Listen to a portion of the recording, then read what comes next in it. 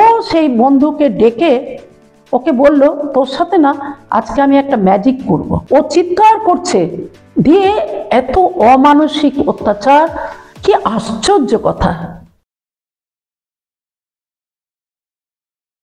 নমস্কার, আমি পূজা।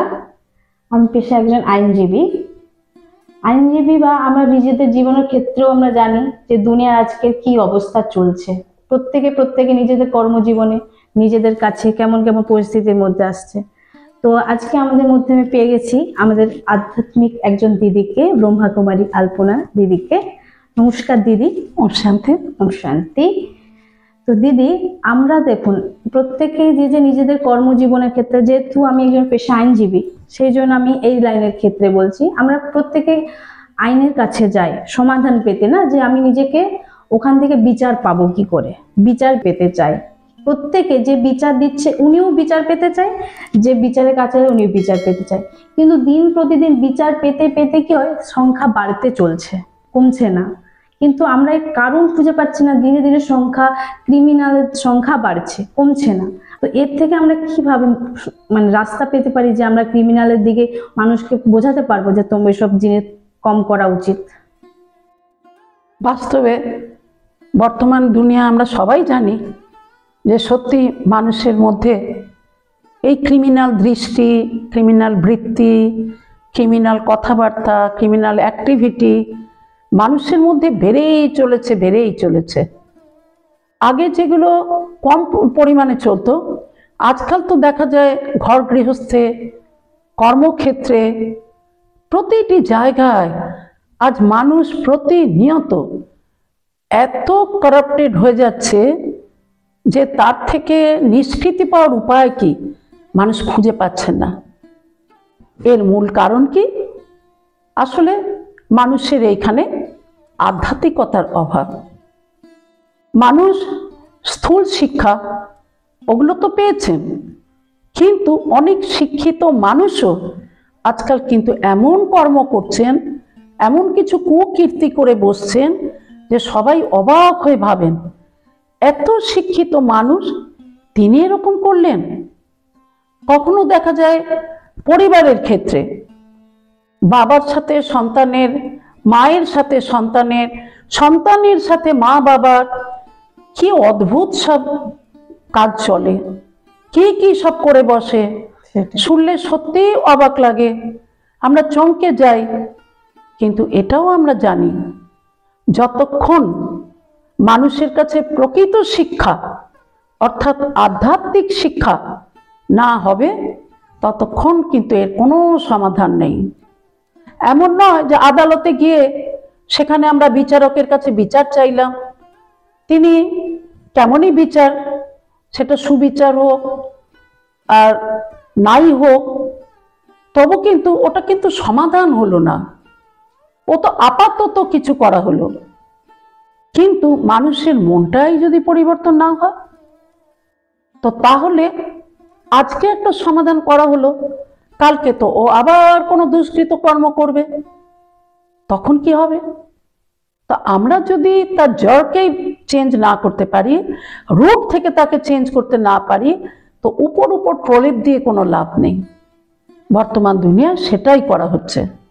আর তাই এই রকম কাজগুলো কিন্তু বাড়তেই থাকছে। এর সমাধানের জন্য তো কেউ ভাবছে না। আমরা কত সময় দেখি, আমি জানি ক্লাস 6-এর একটা ছেলে আর একটা ছেলের সাথে, ওরা দুইজনেই খুব ভালো ছিল পড়াশোনা, একজন ফার্স্ট হতো, একজন সেকেন্ড হতো। সেকেন্ড বয় যে তার জেলাসি এলো যে ও ফার্স্ট হয়, ওকে আমি কোনো মতে হারাতে পারছি না, চল এর ব্যবস্থা নেওয়া যাবে।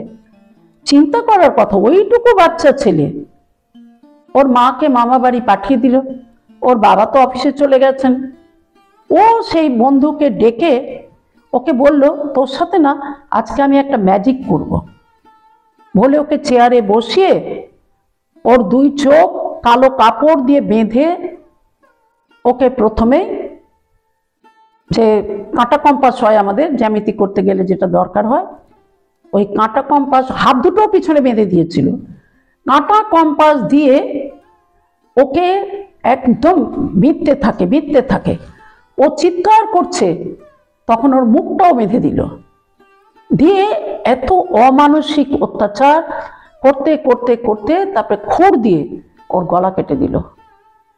দিয়ে যখন বাচ্চা ছেলেটা মারা গেল, তখন ও ওকে টানতে টানতে নিয়ে গিয়ে ল্যাট্রিনের মধ্যে নিয়ে গিয়ে ফেললো।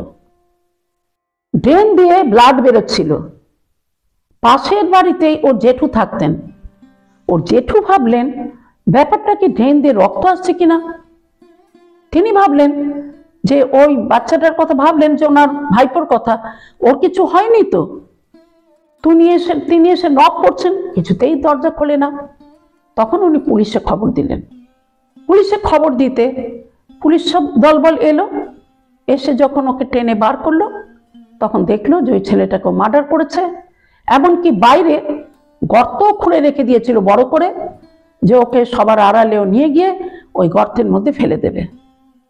কি আশ্চর্য কথা! হ্যাঁ, ওইটুকু ছেলের মধ্যে এই রকমের পাপ চিন্তা! ওর বাবা মা ওরা অবাক হয়ে গেছে, আমরাও অবাক হয়েছিলাম সে কি করে এরকম কাজ করলো। শুধু আমরা তাহলে বুঝতে পারছি যে বয়সটা ছোট, হ্যাঁ, বুদ্ধিতে তার কতটা পরিমাণে ক্রিমিনাল দৃষ্টি তৈরি হয়েছে। তাহলে আমরা ভাবি যে হয়তো সে বয়সে ছোট, দেখতে ছোট, সে কিছু করতে পারবে না। দুনিয়ার ক্ষেত্রেও আমরা দেখতে পাচ্ছি যে কত ছোট ছোট জন্য ওদের জন্য কত কিছু বানানো হচ্ছে, ওরা এত এত ক্রিমিনাল করছে, তাদের জন্য নতুন নতুন আইন বার হচ্ছে, অনেক কিছু নতুন নতুন। কারণ কি, বুদ্ধির দিকে দেখছি আমরা ছোট, তাহলে আপনি বলতে চাইছেন যে আমরা তাদের দেখতে ছোট, কিন্তু তাদের এখন যে জেলের সংশোধনাগারেও পাঠানো হচ্ছে, কিন্তু পরিবর্তন তারা কিছু হচ্ছে না। হ্যাঁ, তারা কিছুদিন থাকছে, থেকে করে আবার ফেরত চলে আসে, আবার হয়তো কিছুদিন পরে জেলে চলে যাচ্ছে, তাদের কোনো অনুতাপও হচ্ছে না, কিছু হচ্ছে না। তো আপনি বলতে চাচ্ছেন তাদের জীবনযাত্রাকে পরিবর্তন করা উচিত। এদেরকে বলা হয় জেল বার। হ্যাঁ, এটাও আমার জানা আছে যে একজন ব্যক্তি ও এরকম কারো চুরি করার ফলে ওকে জেলে বন্দি করা হয়েছিল।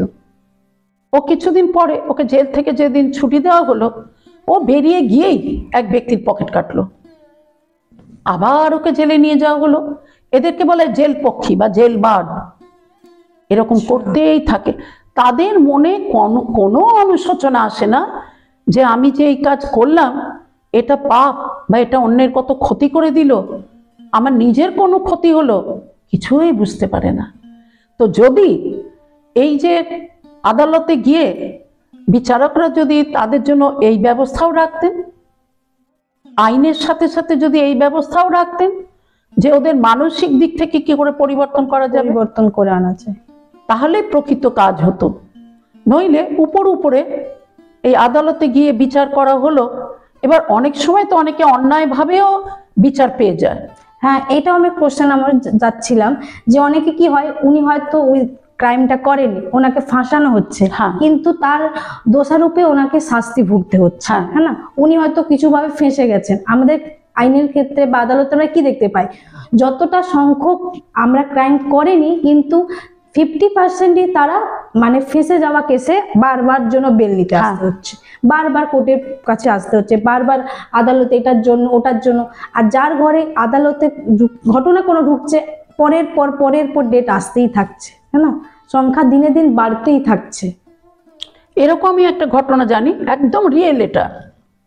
একজন ভদ্রলোক, উনি অ্যাডভোকেট ছিলেন, উনি আমাকে নিজে শুনিয়েছিলেন যে ওনার বাড়ির সামনে মাঠে কয়েকটা ছেলে একটা ছেলেকে মার্ডার করলো, উনি জানলা দিয়ে দেখতে পেলেন। কিন্তু যখন এটা কেস হলো, যখন ওই ব্যক্তিকে এসে জিজ্ঞাসা করা হলো যে আপনি কি কিছু জানেন, আপনি দেখেছেন, বললেন আমি ওই ছেলেগুলোকে চিনি, আমি সচক্ষে দেখেছি, কিন্তু আমাকে বলতে হলো না আমি জানি না, আমি দেখিনি।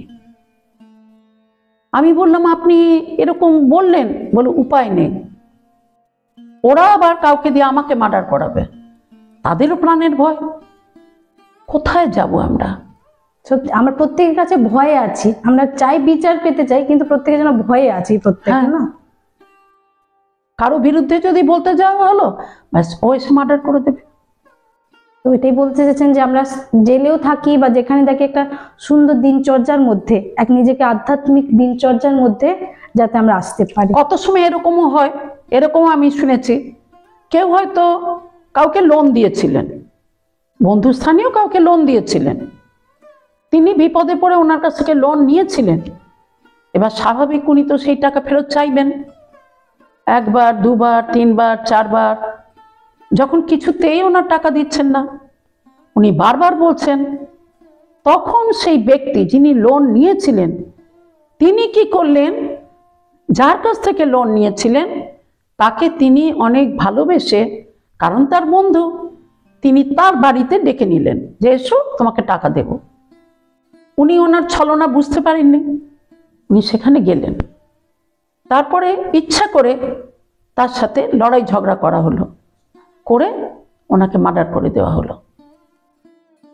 তো এই রকম যে ঘটনাগুলো ঘটতে থাকে, কি অপরাধ ছিল? তুমি তো তার কাছে লোন করেছো, তিনি লোন চাইছেন বলে তুমি দিতে পারছো না, আবার তাকে মার্ডারও করে দিলে। আমাদের সমাজে এটাই হচ্ছে যে অন্যায় না করা সত্ত্বেও অন্যের বোঝা আর নিয়ে চলতে হচ্ছে আমাদেরকে। এর থেকে আমরা সলিউশনের জন্য কি পরিবর্তন কি আনতে পারবো? এর জন্য সমাধানের একটাই রাস্তা, যে আমরা নিজেকে চিনব। এই আধ্যাত্মিক বিশ্ববিদ্যালয়ে যেগুলো পড়ানো হয়, শেখানো হয় প্রতিদিন, আমরা নিজেকে চিনব এবং আমাদের সকলের যিনি পরম পিতা, যিনি নিঃস্বার্থ নিষ্কাম ভালোবাসা দিয়ে আমাদের প্রত্যেককে তিনি পরিবর্তন করতে এসছেন, আমাদের জীবনকে শুধরাতে এসছেন। আমরা যখন অতি নিচে নেমে যাই, তিনি আমাদেরকে উপরে তোলার কাজ করতে এসছেন। যদি তার সান্নিধ্য আমরা করি, যদি আমরা প্রতিদিন এই আধ্যাত্মিক বিশ্ববিদ্যালয়ে এসে আমরা এই শিক্ষা গ্রহণ করি, সবচেয়ে প্রথম যদি আমি নিজেকে জানতে পারি, আমি কে, আমি কোথা থেকে এই সৃষ্টিতে এসেছি, কেন এসেছি, আমার কর্তব্য কি ছিল, কিন্তু আমি কি করছি, এগুলো যদি আমি জানতে পারি এবং তার ঈশ্বরকে যদি আমি স্মরণ করি, যে তার কাছে যদি আমি প্রেয়ার করি, তার সাথে যদি আমরা রাজযোগের অভ্যাস করি, তো তিনি আমাদেরকে অবশ্যই বদলে দেন। এই সংস্থায় বহু এরকম ভাই বোন আছেন যারা সম্পূর্ণ বদলে গেছেন। একদিন তারাও হয়তো ক্রিমিনাল মাইন্ডেড ছিলেন, কিন্তু সম্পূর্ণ বদলে গেছেন। কারণ এই আধ্যাত্মিক জ্ঞান এখানে যে শেখানো সহজ রাজযোগ, তা মানুষকে একদম আমূল পরিবর্তন করে দিতে পারে। এটাই হচ্ছে সমাধানের রাস্তা। রুচি থাকা উচিত, কারো পরিবর্তন হওয়ার ইচ্ছা থাকা উচিত। যদি থাকে, যদি সেখানে আসে, তাহলে সে নিশ্চয়ই বদলে যাবে। আর তখন কিন্তু ধীরে ধীরে এই যে ক্রিমিনালিটি চলছে পরিবারে, সমাজে, রাষ্ট্রে, সারা বিশ্বে, এগুলো কিন্তু বন্ধ হতে পারে। একদিন তো বন্ধ হবেই, কারণ ধীরে ধীরে একদিন সবাইকে বুঝতে হবে যে সমাধানের আসলে পথ কি। তো সেটাই আমরা চাই যে সবাই এখানে আসুক, তারা নিজেকে জানুক, ঈশ্বরকে জানুক এবং তার জীবন কাহিনীকে সে জানুক, তাহলেই সে বদলে যেতে পারে। আচ্ছা, খুব ভালো লাগলো দিদি, অনেক সুন্দর জিনিস আমরা জানতে পারলাম। কেন আমরা প্রত্যেকেই এটা সবাই অজানা থাকি না, যে আমরা কিভাবে এইসবে নিজেদের সকাল থেকে রাত পর্যন্ত আমরা কর্মজীবনে বেরিয়ে পড়ি, কিন্তু যেটার জন্য কর্মজীবনে শান্তি চাই সেটাই পাই না। দিদির থেকে আমরা জানতে পারলাম যে কিভাবে বদলাতে পারবো, নিজেকে জানবো এবং ওখানে গিয়ে কিছু নিজের মধ্যে ধারণা আনবো, তাহলে নিজের জীবনকে পরিবর্তন করতে পারবো। আর একটা কথা বলে দিই, যে আমাদের প্রত্যেকের মধ্যে কিন্তু ডিভাইন ভার্চুস অর্থাৎ দৈবিক গুণ আছে, কিন্তু সেইগুলোর প্রকাশ নেই। কারণ আমরা ওগুলো নিয়ে স্টাডি করছি না, ওগুলো নিয়ে চর্চা করছি না। যখন আমরা সেই রাজযোগের অভ্যাস করি, তা আমাদের ভিতরে লুকিয়ে থাকা সেই গুণগুলোর বিকাশ হয়, সেগুলোর প্রকাশ পেতে থাকে, তো মানুষের মধ্যে পরিবর্তন আসে। আচ্ছা, ধন্যবাদ দিদি, আপনাকে অনেক অনেক ওম শান্তি। ওম শান্তি।